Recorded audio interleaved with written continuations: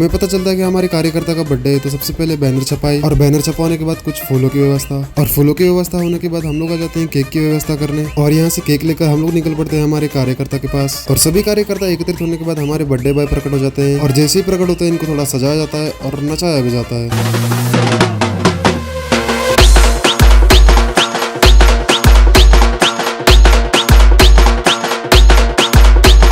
और इनको नचवाने के बाद इनका बर्थडे गिफ्ट भी आ जाता है, जो हमने इनका सपना बैनर पे उतार दिया है। और जैसे ही बैनर खुलता है मैं इस सीन को रिकॉर्ड करने की कोशिश करता हूँ, पर ये इंसान बार बार बीच में आता है। और इनकी यह हरकत देखकर मुझे एक ही नाम याद आता है, कालू।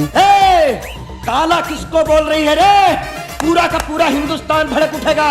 तो इनको छोड़िए, हमारे बर्थडे बॉय जैसे ही बैनर को देखते हैं कुछ ज्यादा ही क्रोधित हो जाते हैं। तो ये चलिए ना, मेरे को जानता नहीं है ये। और ये सब होने के बाद बड़े ही प्रेम से केक काटा जाता है। और जैसे ही केक कटता है हमारे बर्थडे बॉय केक से हमला करने की कोशिश करते हैं, पर हमारे कार्यकर्ता भी कम नहीं, इन्हीं का वार इन्हीं पे आजमाया जाता है।